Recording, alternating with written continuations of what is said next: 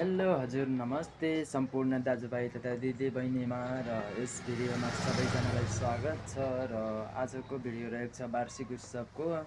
अनि हाम्रो नौबनी गाउँपालिका 6 बहानेमा रहेको श्री गङ्गा माध्यमिक विद्यालयको आज 44औं वार्षिक उत्सव रहेकोले कार्यक्रम भइरहेको छ र यस भिडियोमा सम्पूर्णलाई मैले स्वागत गर्न चाहन्छु र यो भिडियोलाई हेरेर सम्पूर्णले माया गरिदिनु होला भन्ने आशा राख्दछु। हजुर यो भिडियोलाई सुरु गरौँ है त हैन, हेरिदिनु होला राम्रोसँग हैन।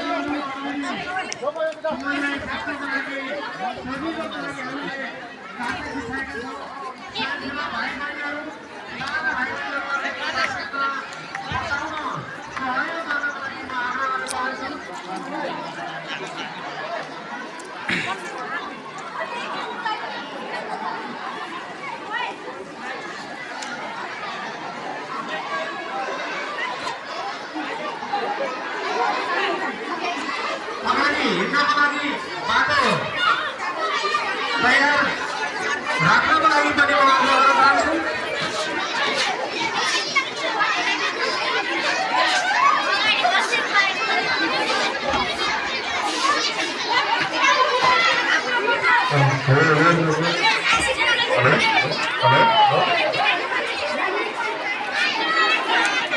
स्वयंसेवक भाइहरू साना भाइ बहिनीहरू अगाडि मिलाएर अनि बिचमा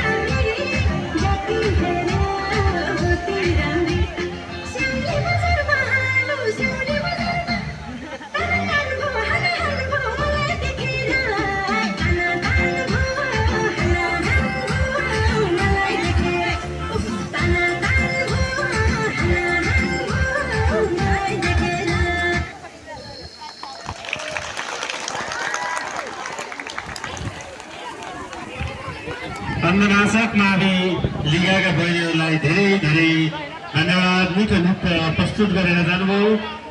यसैबीच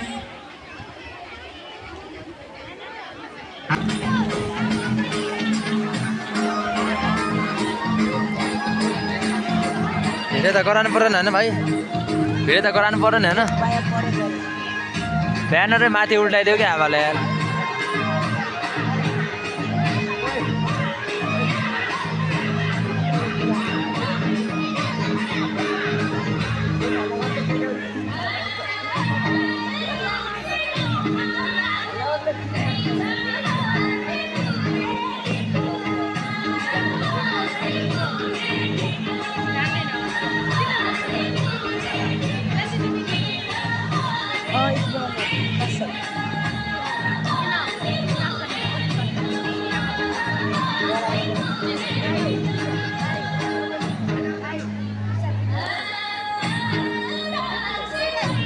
त भरिसक्यो पछाडिसक्यो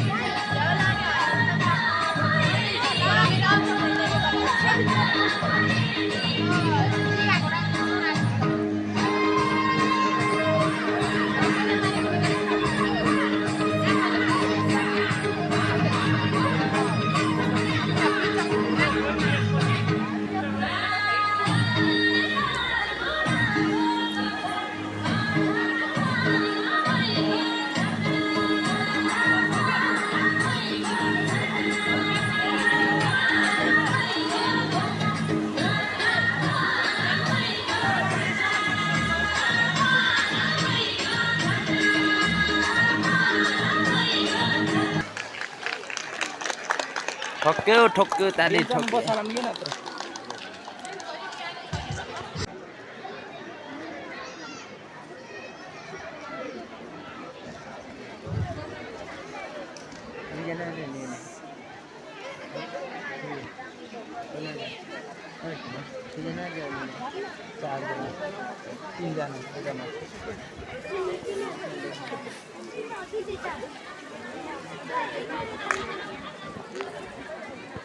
ओए त्यसलाई छोपा ओए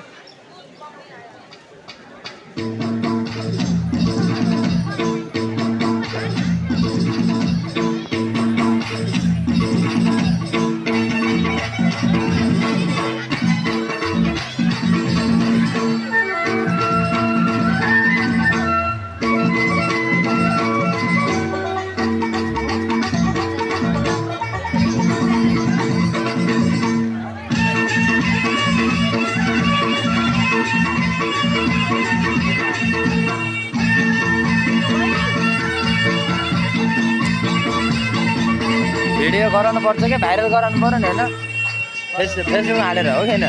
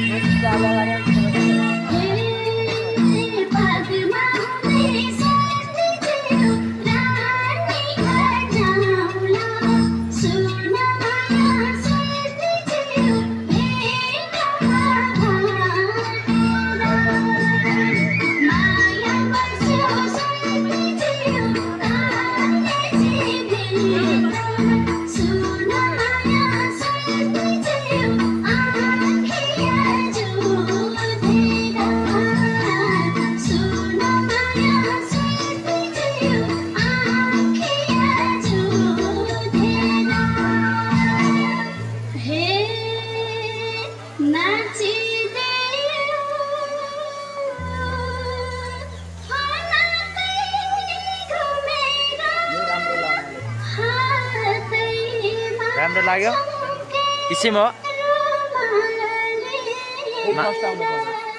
डान्स कि मान्छे डान्स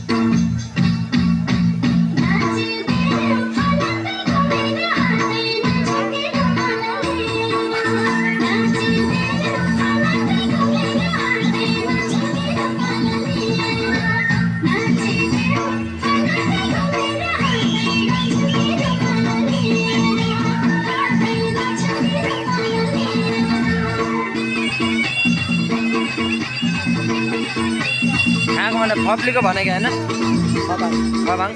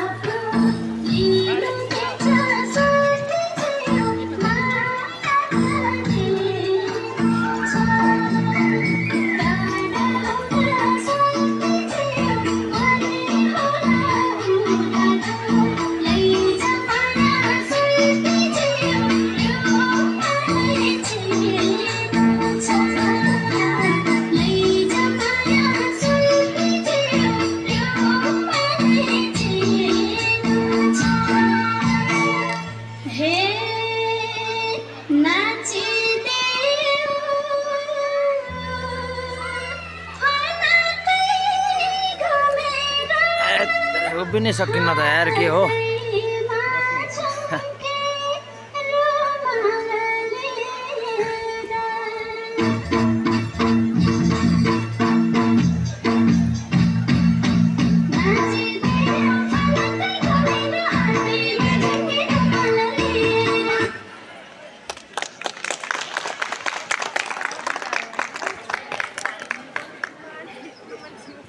पसे नै निस्केछ बिचराहरू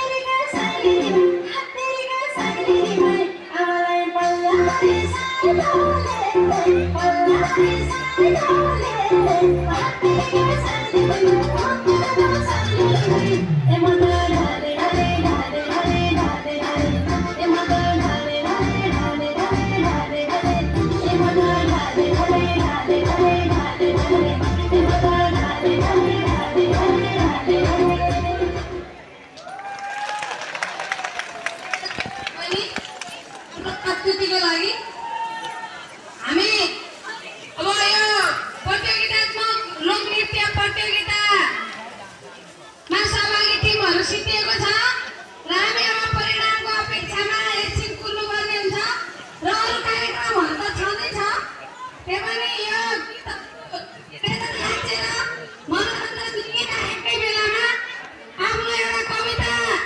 सञ्चालिका आदरणीय दिदी गङ्गा दिदीमा धन्यवाद प्रकट गर्न चाहन्छु। यो उत्सव, यो गरिमामय कार्यक्रम 44औं वार्षिक उत्सवको यो गरिमामय कार्यक्रममा हामी जुटिरहेका छौँ। मलाई कताकति लागिरहेको छ, तपाईँ देख्नु भएको छ यो मञ्चमा पुराना यही विद्यालयमा पढेर, यही विद्यालयमा घुच्चा खेलेर, यही हाँसा बगरमा पौडी खेलेर, यो सेतामले कपाल फुलेर यो पुनर्मिलनको अवसरमा खुसीले गदगद हुनुहुन्छ। मैले सँगै शब्द भेटिरहेको छैन। एउटा घना अन्नकट्टार जङ्गलमा बाटो बिराएको बटुवाले बाटो भेटे जस्तो वर्षौं काकाकुल बनेर छटपटाइरहेको काकाकुलले घना जङ्गलमा पानीको कुवा भेटे जस्तो आवाज आज गङ्गा माविको प्राङ्गणमा भएको छ। मैले देखिरहेको छु अग्रज दाइहरू, हामीभन्दा धेरै भोटा छटालो भएका, हामीलाई बामे सराएर हात छोपेर यो हाँसानगरमा पौडी खेलाउने, हात समाएर पारी वनमा चिउरी अमला टिपेर खुवाउने मैले अग्रज दाइहरूलाई यही मञ्चबाट हार्दिक नमन प्रकट गर्न चाहन्छु। यो उत्सव हो, 44औं वर्ष भएछ। आज आधा शताब्दी बितिसक्यो। मलाई पनि अस्ति जस्तो लाग्छ एक कक्षामा भर्ना भएर पढेको।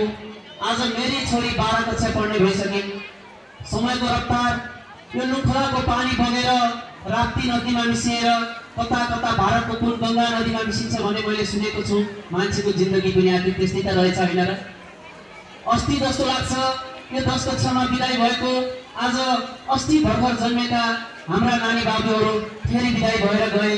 कुनै 1 कक्षामा पढ्दैछन्, कोही 12 कक्षा पढ्दैछन्। यो उत्सव रमाइलो पनि छ र कता दुःख लाग्दो पनि छ जस्तो लाग्छ मलाई। यो दुःख, हाँसो, रोदन हरेक किसिमको अनुभव सङ्गम हो यो वार्षिक उत्सव। यो उत्सवमा हामीलाई पनि सहभागी हुने अवसर प्रदान गर्नुहुने विद्यालय व्यवस्थापन समिति, यो विद्यालयका सर म्यामहरू, आदरणीय ब्याउली सर, उहाँलाई म शिर निहुराएर नमन प्रकट गर्न चाहन्छु। पाइलामा के गरौँ महेशी, के गरौँ, कसरी कार्यक्रमलाई सफल बनाऊ, कसरी यो गङ्गा माविको उज्यालो भविष्यको कुरा गरौँ भनेर साँझ बिहान जहाँ भेट्नु छ, जुन पल भेट्नु छ, सलग सुझाव गर्नु छ, उहाँप्रति पनि म नमन प्रकट गर्न चाहन्छु। समय छुट्टो छ, धेरै समयलाई धेरै दाइहरूलाई मेरो स्थान दिनुपर्ने हुन्छ। म सानो कविताबाट तपाईँहरूलाई बिट मार्ने अनुमति चाहन्छु। कविताको शीर्षक छ गङ्गा मावि। म त्यसै पनि कविता लेखेँ। मलाई कविताको क सिकाउने आदरणीय गुरु देवेन्द्र कुमार रिजाल यही हुनुहुन्छ। हामी 9-10 पढ्दा, स्वर्गद्वारी क्याम्पस पढ्दा जिल्लामा उपस्थित हुन्थ्यौँ। फर्स्ट र सेकेन्ड भन्दा हामी कहिल्यै पनि तल झरेनौँ। जिल्लालाई गङ्गा माविका विद्यार्थीहरूले चुनौती दिएर यो कविता प्रतियोगिता, निबन्ध प्रतियोगिता हरेक हिसाबमा रोल्पासम्म पुगेर पनि प्रथम सेकेन्ड भएर हामीले कापी कलम प्रमाणपत्र ग्रहण गरेर यहाँ आउँदा सरहरू खुसीले गदगद हुनुहुन्थ्यो। त्यसै पनि हरेक हिसाबले किन त्यो खाडीको मुलुकमा पसिना बगाउने मजदुर दाजुभाइहरू किन नहुन्, भरिया किन नहुन्, एउटा उच्च ओहदामा पुगेका विशिष्ट व्यक्तित्व किन नहुन्, हरेकै इमान जमान र व्यक्तित्वबाट एक इन्च तल नझुकेर गङ्गा माविको यो ठाडो शिरलाई अझै उचाइमा पुर्याएका छन्। त्यसमा पनि हामीले गर्व गर्नुपर्छ भन्ने लाग्छ। मेरो कविताको शीर्षक छ सम्झनामा गङ्गा मावि। प्रिय साथी, हाँसा बगरमा पौडी खेलेको सम्झन्छौ कि नाइ? प्रिय साथी, हाँसा बगरमा पौडी खेलेको सम्झन्छौ कि नाइ? खुन्द्रुकाबाट काठ बोकेर विद्यालयसम्म झरेको सम्झन्छौ कि नाइ? पारी रानी वनमा ऐसलो अमला बेलती तिजु भोग लाग्दा टिपेर खाएको सम्झन्छौ कि नाइ? भोग लाग्दा टिपेर खाएको सम्झन्छौ कि नाइ? चुच्चे ढुङ्गामा लुकी पौडी खेलेर, तातो ढुङ्गामा सेकिएको सम्झन्छौ कि नाइ? प्रिय साथी, अचेल कहाँ छौ सम्झन्छौ कि नाइ? भागी लुखोलामा दुवाली थुनेर खिट्रो मौवा थिचेर आँखा चहराउँदै माछा मारेको प्रिय साथी सम्झन्छौ कि नाइ? अचेल, समयले कहाँ लग्यो तिमीलाई, हामीलाई कहाँ लग्यो, तिमीगत त्यो अघि अतीत सम्झन्छौ कि नाइ? गन्जु हौदार भएको होटेलमा भोकले लखतरान हुँदा 20 रुपियाँको रङ्ग चाउचाउ बनाएर खाएको प्रिय साथी सम्झन्छौ कि नाइ? अचेल कहाँ छौ, याद गर्छौ कि नाइ? कुलामाथि धेरै खान सक्छ, कुलामा भरि माथि पर्छ। कुलामाथि रुखमा झुन्डी पिउरी खाएको प्रिय साथी लुकी टिपी खाएको सम्झन्छौ कि नाइ? समयको तरेलीमा जिन्दगी बहेरी खेलिरहेको छ।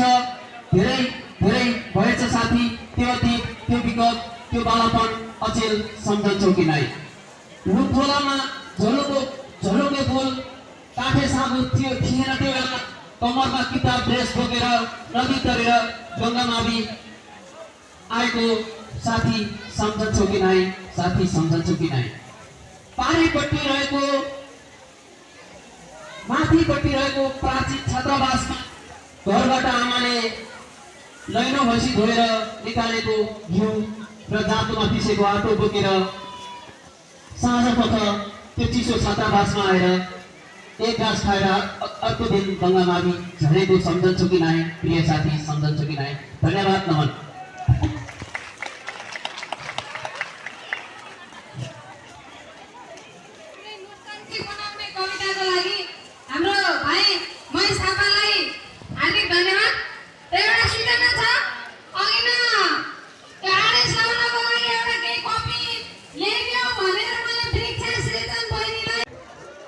There is an English proverb, time and tides are eternal.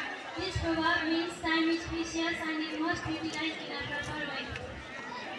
Once time gone can never be regained, so there is a great value of time for all. Time has three parts: past, present, and future. Past time passed, so we shouldn't think much about it. Future is to come, we have not seen it. But present is the time which is very much important. If we utilize present, we have not to repent our past and not be anxious about future.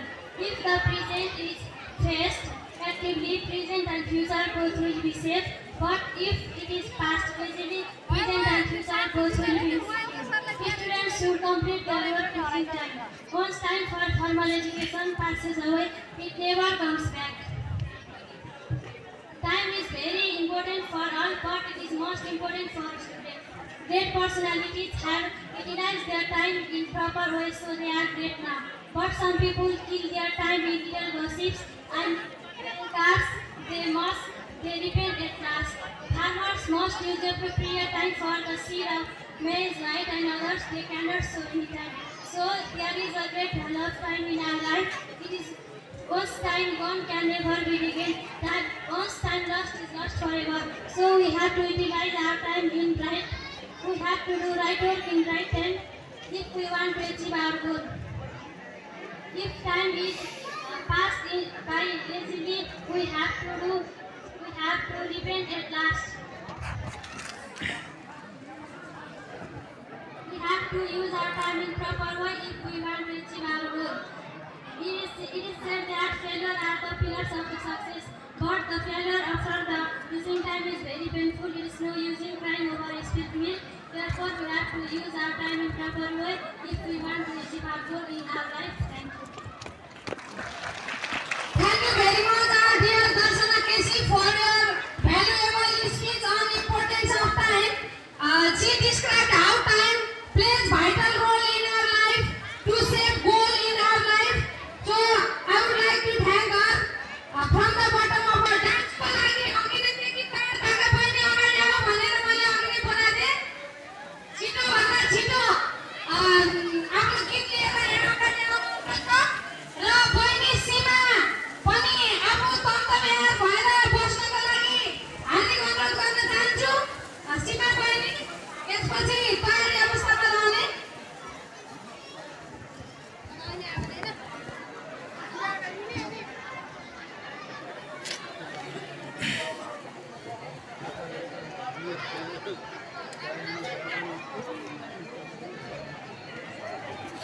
बाबु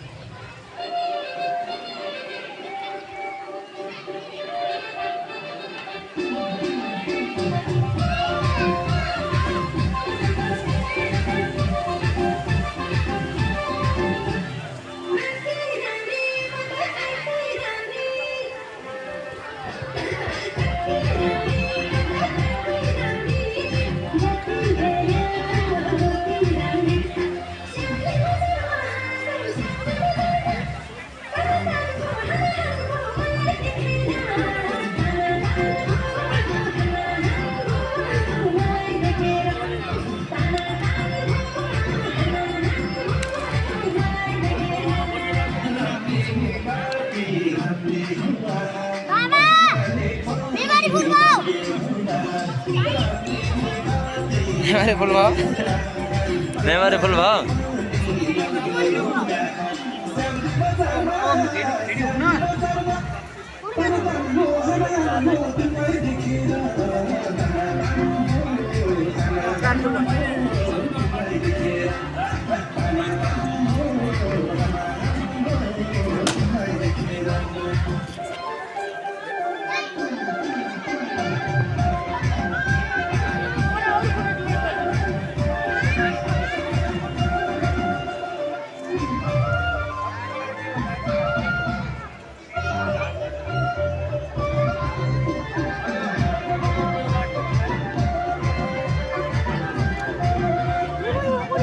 बहिनीहरूको नाच चाहिँ एकदम मिठो छ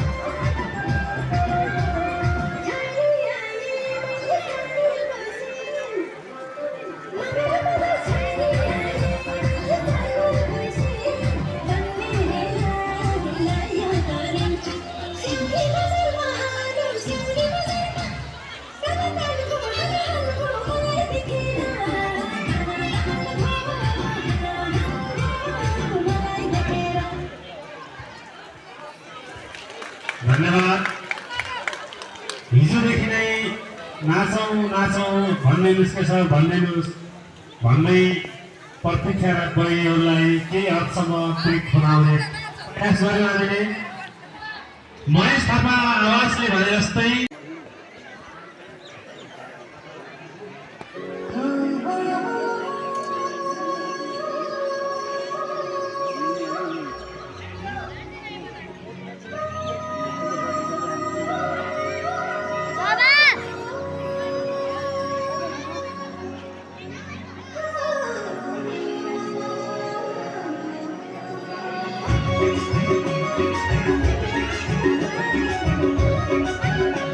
Thank you.